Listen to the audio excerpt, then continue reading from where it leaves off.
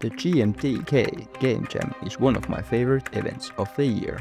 I try to join every time, but being in the middle of the summer, it's always a battle against schedules. And getting friends on board, even harder. But I really love the challenge of making a game solo. Maybe. See, the art is where I hit the wall. If my character didn't look like this, I probably would have had time to add sound effects or polish the game feel or maybe even sleep. So, with a tight schedule and my questionable artistic skills, how did it actually go in the end?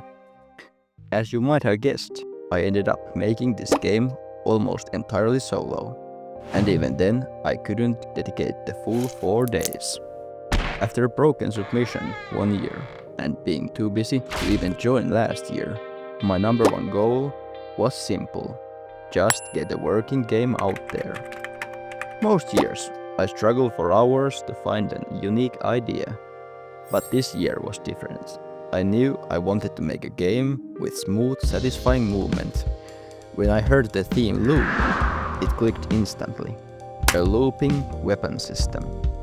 The player would cycle through weapons to move around the Metroidvania style level, collecting diamonds. The catch? You would need a specific weapon combos to reach certain areas, and you would have to find those weapons first. I wasn't even home until late Thursday evening. All I could manage was to create the basic character sprite and drop it into the Unity with some simple movement. Friday was when the real jam began. On Friday, I dove straight into making the movement feel as good as possible. I implemented all the player animations and got the core controls locked down. The weapon loop prototype, driven by scriptable objects, felt incredibly smooth with the 4 base weapons.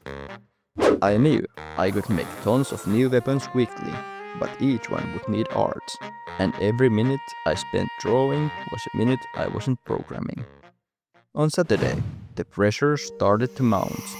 I had a personal commitment on Sunday that would cut my jam time significantly short. This was it. This was my last real day of work, and pulling an all-nighter wasn't an option. It was clear the full Metroidvania I had envisioned wasn't going to happen. The question became, how much could I salvage and still submit a playable game? If I could submit one at all. I realized I had to make some brutal cuts to deliver anything. Luckily, a friend of mine dropped by and helped me get the environment sprites done. By the end of Saturday, all the pieces were on the table. Level art, monsters, weapons, diamonds. But they weren't a game yet. There was no level layout and zero playtesting, and a nagging thought crept in. Would anyone even want to play a game that felt this janky? Sunday. I had just a few hours.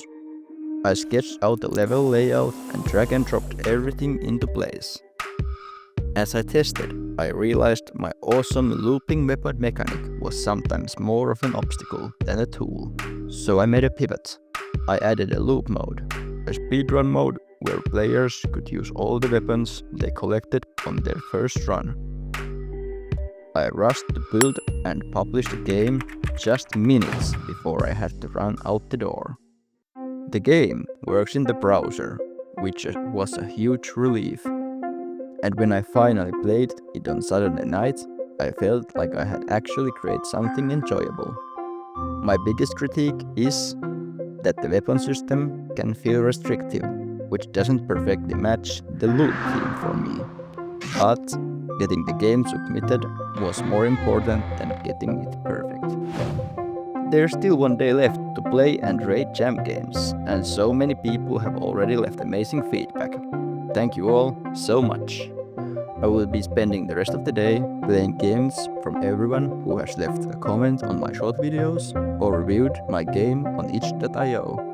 If you want me to play your jam game, drop the link in the comments below and tell me how your weekend went. And feel free to play my game, the link is in the description. Give me your honest feedback, or try to beat my best speedrun record of just under 30 seconds. I really fell in love with this character, so I might just polish the game up after the jam to show what it could have been with a bit more time. I've learned so much from these jams over the years, and I've made a ton of mistakes. If you would be interested in a video on my top tips for surviving a game jam, let me know in the comments. Thanks for watching.